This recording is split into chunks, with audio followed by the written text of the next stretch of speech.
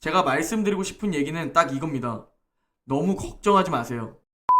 안녕하세요. 웅덩이 매매법 레버리지 ETF 장기 투자자 디벨로몽입니다. 오늘 밤 한국 시간으로 16일 새벽 4시 30분에 FOMC 파월의 기자회견이 있습니다. 많은 투자자들은 테이퍼 가속화, 조기 금리 인상에 대해 두려움을 가지고 있는데요. 제 생각을 말씀드리면 2년 뒤만 바라봐도 전혀 걱정 안 해도 될 문제라는 겁니다. 이미 우리가 알고 있는 악재들입니다. 지금 잠시 주가가 횡보하거나 변동성이 크거나 조정이 올 수 있으나 결국 길게 보면 웅덩이 매매법 매수 타이밍일 뿐입니다. 요즘 정말 전달해드려야 할 내용들이 너무 많아서 중요한 뉴스들만 정리하는데도 중요한 부분들이 너무 많습니다.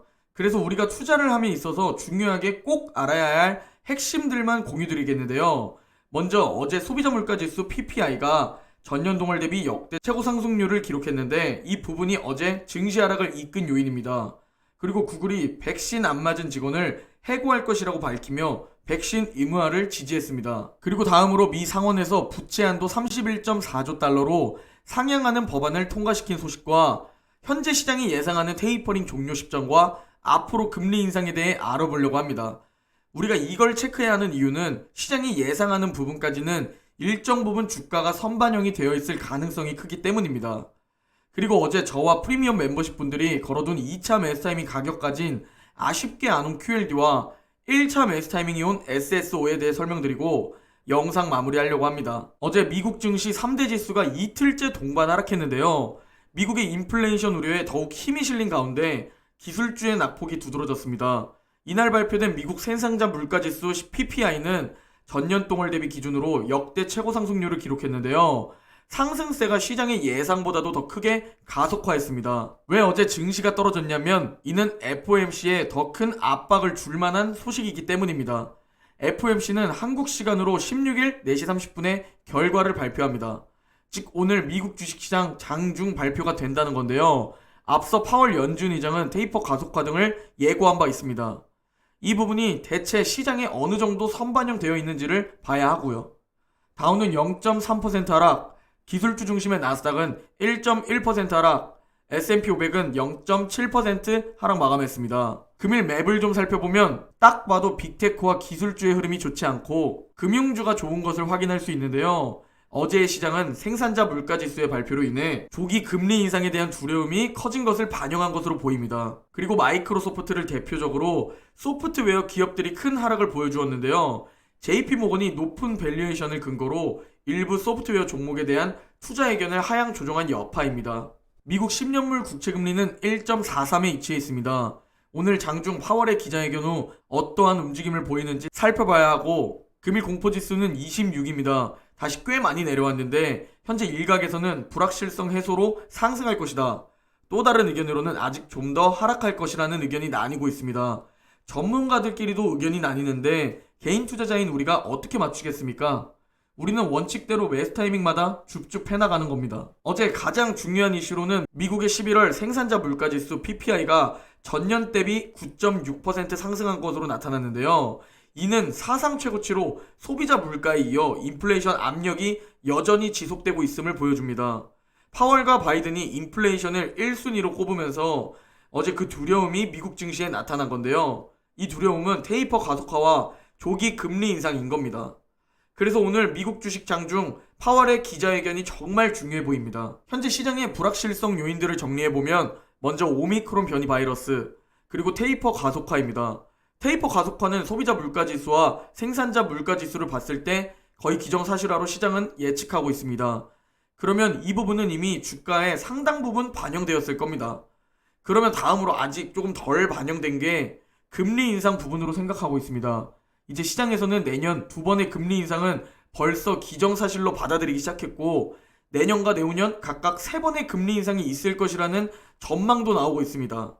그리고 이 모든 게 현재 인플레이션과 연결이 되어 있는 겁니다. 블룸버그에 따르면 연준이 테이퍼 속도를 끌어올리도록 하는 압력은 계속 커지기만 하고 있다고 말했고요. 그리고 흥미로운 설문 결과가 있어서 가지고 왔는데요. 블룸버그가 지난 3일부터 13일 기간 투자자 106명을 대상으로 실시한 설문에 따르면 현재 가장 큰 하방 위험으로 36.8%로 테이퍼 및 연준의 정책 실수를 꼽았습니다. 그리고 그 다음으로는 33%로 통제가 안 되는 인플레이션이 꼽혔고요. 그리고 그 다음이 코로나였습니다. 그리고 설문과 연결되는 FOMCU 파월의 기자회견이 오늘 미국 주식 장중 시작되는데요. 정확히 한국 시간으로 내일 오전 4시 30분입니다. 이미 우리가 알고 있는 불확실성 요인들입니다. 시장이 일정 부분 반영하고 있다는 얘기인데요. 테이퍼 가속화는 저번 파월 메시지를 통해 시장은 이미 기정사실화했고 금리 인상 역시 올해 계속 이 부분으로 조정을 받았었고 지금도 이 부분으로 일정 부분 조정을 받고 있죠. 현재 시장에서는 22년 3차례 인상을 예상하고 그 다음 해인 23년도에도 3차례 인상을 예상하고 있습니다. 그래서 24년 5월에는 2.3%에 달할 것으로 예상하는 전망도 나오고 있죠. 이미 예상하고 있다는 건 개인적으로 주가가 떨어지면 기회라고 생각합니다. 물론 길게 봤을 때 말이죠. 단기적으로는 주가가 흔들릴 수 있고 지금처럼 변동성이 큰 장세가 계속될 수 있습니다. 1년간 횡보가 될 수도 있고 아무도 모릅니다. 하지만 QLD와 SSO에 투자하는 우리는 길게 봤을 때 이 또한 결국 기회였다는 것을 알아야 합니다. 아직 너무 불안하신 분들은 위의 영상들을 보고 오시기 바랍니다. 다만 제가 걱정하는 부분은 올해 내내 말씀드렸지만 인플레이션과 코로나입니다. 이 부분들로 인해 연준의 정책이 달라질 것이기 때문이죠. 다음으로 전해드릴 소식은 워낙 악재들이 많아서 굉장히 조용히 넘어가고 있는 부채한도 관련 소식인데요. 미국 상원이 부채한도 인상안을 통과시켰다는 소식입니다. 이제 하원까지 통과되면 부채한도가 늘어납니다.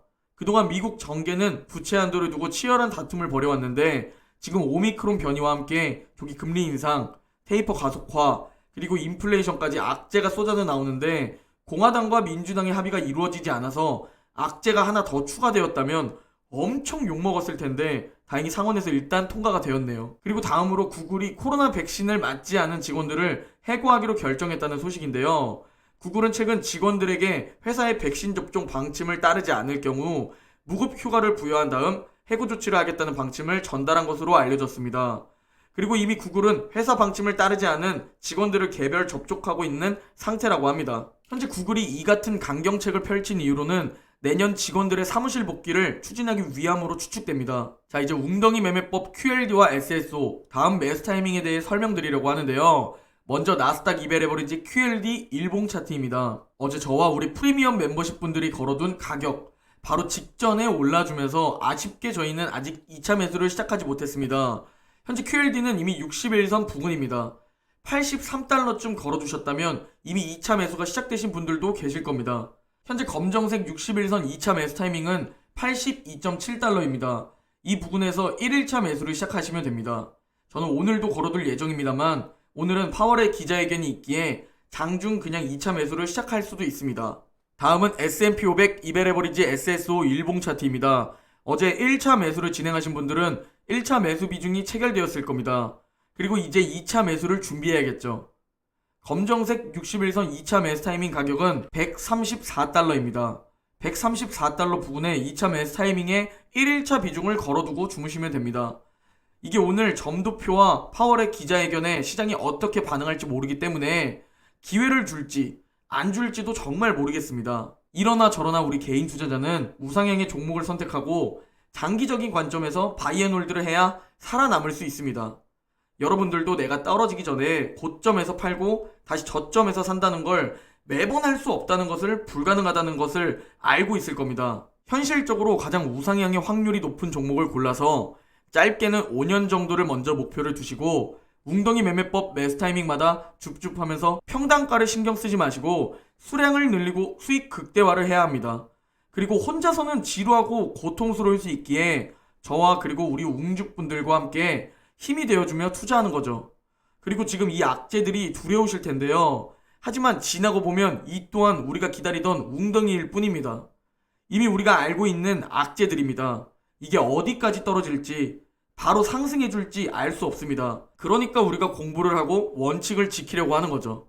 그걸 알았다면 지금 우리는 슈퍼개미가 되어 있어야 합니다. 현실적으로 가장 확률 높은 투자를 하면서 결국 살아남아야 합니다. QLD가 상장되고 나서 얼마나 많은 악재들이 있었을까요? 약 15년 동안 정말 얼마나 많았을까요? 그중 폭락이라고 말할 수 있는 리먼 브라더스를 겪었고 고점 대비 마이너스 84%를 보여주었지만 올라와 주었고 미중 무역전쟁과 코로나 역시 얼마 전에 만났고 이겨내는 흐름을 보여주었습니다.